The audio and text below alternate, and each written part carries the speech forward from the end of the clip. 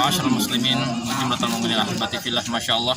Hari ini bertepatan tanggal 2 Rabiul Tsani, Masjid Al-Barakah sedang mengadakan kegiatan kajian rutin setiap malam Ahad, dan masya Allah masjidnya penuh, dan kita memang qadarullah masyafa'al membutuhkan pertolongan dari Allah dan uluran tangan kaum muslimin yang ingin beramal jariah. Insya Allah kita membuka peluang amal jariah untuk pembebasan lahan sebelah yang insya Allah akan dijadikan perluasan dari Masjid Al-Barakah ini. Masya Allah, ini penuh, masya Allah, bagi kaum muslimin yang ingin berpartisipasi. Semoga menjadi amal jariah, semoga Masjid Al-Barakah bisa diluaskan dan semoga bisa lebih banyak menampung, bisa dilihat di luar kaum muslimin yang tidak mendapatkan tempat di dalam. Masya Allah, semoga Allah memudahkan urusan kaum muslimin sekalian yang membantu urusan dakwah sunnah ini. Barakallahu. Kun fid dunya ka'annaka gharibun aw 'abiru sabil.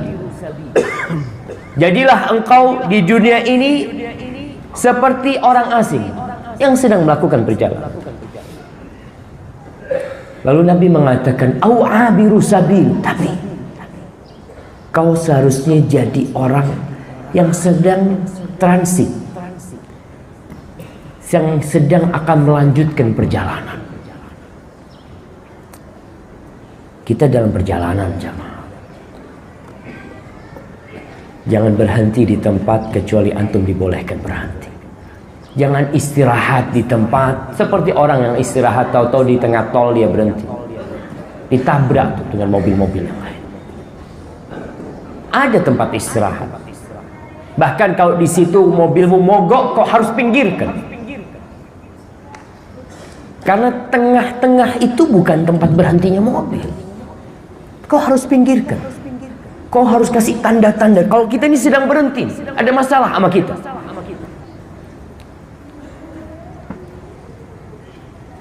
Allah Jalla Jalaluh telah menjadikan kehidupan ini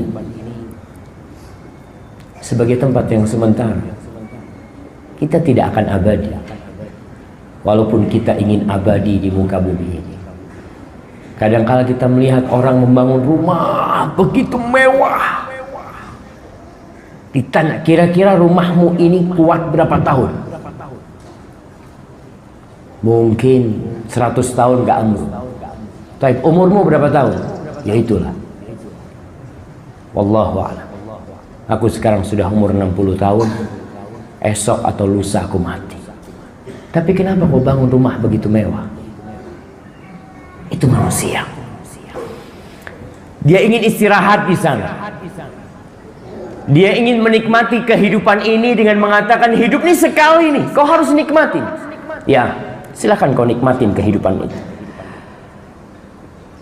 Ketika ada orang yang soleh dari kaumnya Nabi Musa memberikan nasihat kepada Bani Israel dan kepada orang-orang Egypt pengikut Fir'aun, dia mengatakan, wa qala alladhi amana ya qaumi ittabi'uni ahdikum sabilar rasyad. Dan berkata orang yang beriman kepada kaumnya mengatakan, ikuti aku akan tunjukkan kepada kalian jalan menuju petunjuk Allah Jalla Jalaluh, jalan kebenaran. Ya qaum, wahai kaumku, innama hadhil hayatud dunya mata' wa innal akhirata hiya darul qarar. Wahai kaumku, kehidupan dunia ini cuma sebentar. Sebentar dalam. Dan sejatinya akhirat itulah tempat istirahat yang sebenarnya. Tempat berhenti. Tempat memadu kasih dengan keluarga kita. Kau lihat tatkala orang-orang masuk surga, mereka berkumpul, mereka ngobrol. Wa aqbala ba'duhum ala ba'di yatasaalun. Mereka saling bertanya, kau gimana? Kok bisa kau masuk surga? Kok bisa berada di tempat ini? Qalu inna kunna fi ahlina mushfiqin famannallahu alaina wa waqana adzabas samum. Mereka mengatakan, kita tuh dulu ketika hidup di dunia, kita sangat takut sama keluarga kita. Kita berusaha menjaga keluarga kita. Kita terus memelihara mereka. dan akhirnya Allah menyelamatkan kita dari api neraka. Jemaah, dunia ini penjara, tahu tuh kita tuh. Tapi kita tidak mau dipenjara. Allah sudah menetapkan bahwa seorang yang beriman di muka bumi ini dia dipenjara. Kata Nabi alaihi salatu wassalam, ad-dunya sijnul mu'min wa jannatul kafir. Dunia ini penjaranya orang beriman dan surganya orang-orang kafir. Penjara, kita banyak aturan ya. Capek gitu. Antum merasakan bagaimana lelahnya hidup di dunia ini. Memang Allah jadikan kehidupan dunia ini penjara buat kita. Banyak aturan buat kita. Ini haram, itu nggak boleh. Sebagian orang mengatakan, nih Islam apaan nih? Sedikit-sedikit haram. Ya, kita memang dipenjara. Tuh orang yang dipenjara banyak aturan. Boleh berjumpa sama keluarganya berapa hari sekali? Mungkin sepekan sekali. Sebagian di antara mereka nggak bisa ngobrol langsung, nggak bisa. Di hadapannya dia harus pegang telepon. Tangannya mau menyentuh tangan keluarganya nggak bisa.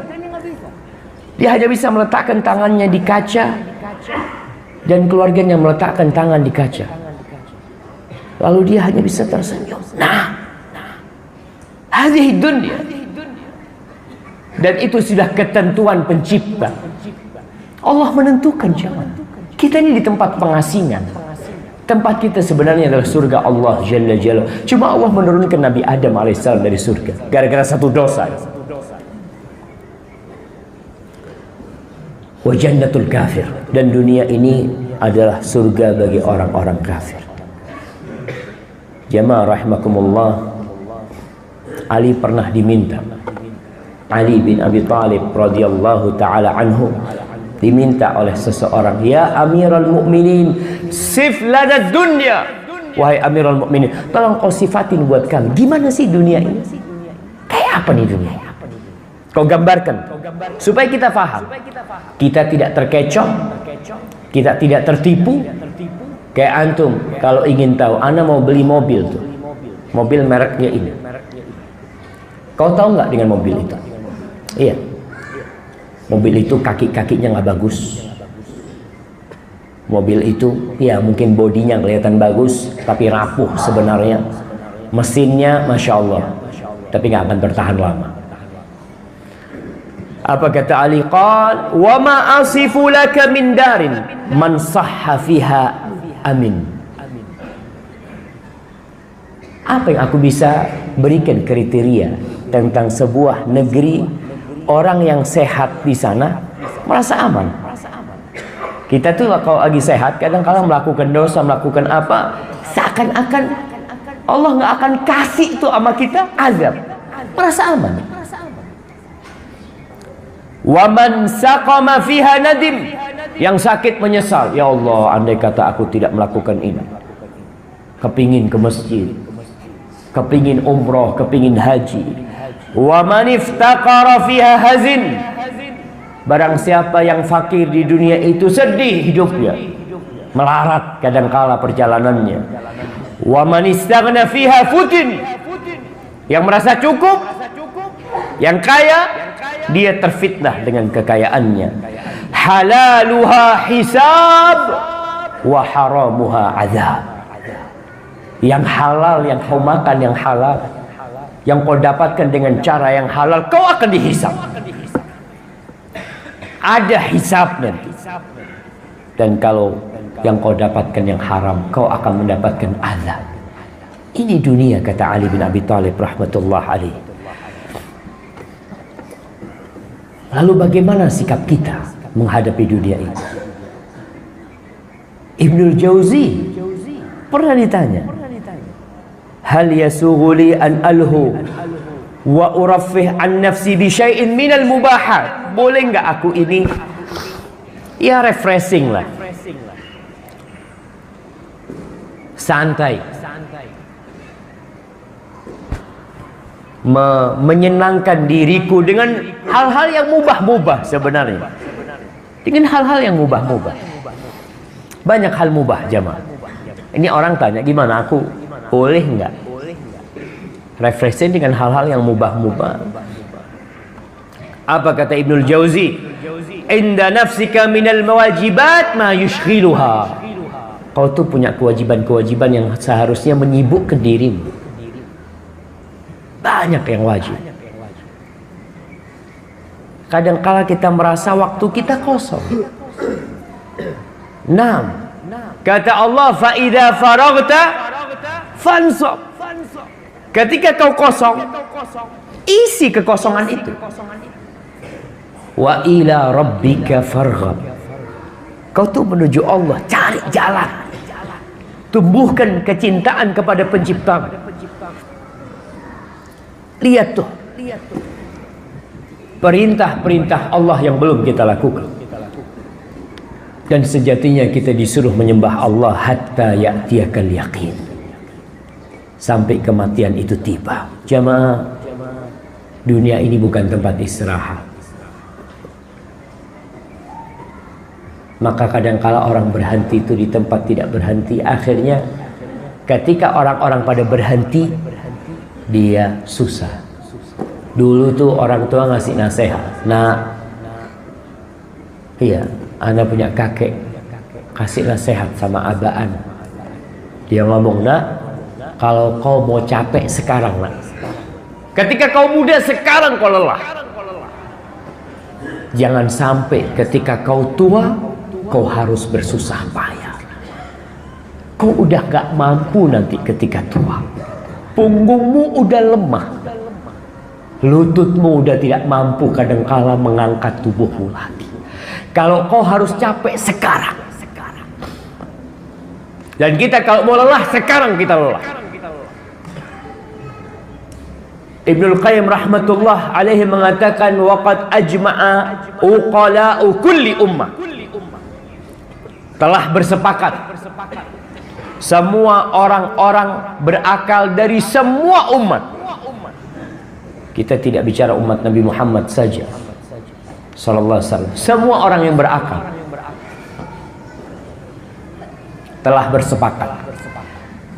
Sepakat atas apa? Mereka bersepakat ala anna an-na'im la yudraku bin na'im. Wa anna man athara ar-rahata fatathu ar-raha. Mereka bersepakat bahwasanya kenikmatan tidak bisa diraih dengan kenikmatan. Nggak bisa. Kenikmatan tidak bisa diraih dengan kenikmatan. Dan barang siapa yang lebih mengutamakan istirahat, santai, maka dia akan kehilangan waktu istirahat yang sebenarnya. Dan kita lihat orang-orang sukses di dunia aja, bagaimana kehidupan mereka. Kadangkala orang tua yang sukses kepingin anaknya nggak lelah seperti dia. Anak ketemu dengan beberapa orang tua mengatakan, Ustaz, anak nggak kepingin anak-anak susah seperti anak. Apa yang diminta anaknya diberikan. Ternyata anaknya tumbuh besar menjadi orang yang gagal dalam kehidupan ini. Karena orang tua berpikir anaknya ini bisa sukses dengan kenikmatan. Harus lelah. Itu sudah kesepakatan mereka. Harus ada perjuangan. Suruh anak-anakmu bekerja. Suruh dia mandikan mobil. Suruh dia nyapu. Suruh dia melakukan banyak perbuatan yang dia sadar. Kalau memang kenikmatan yang diraih oleh ayahnya sekarang, itu tidak dengan tidur-tiduran. Apalagi surga Allah Jalla Jalla.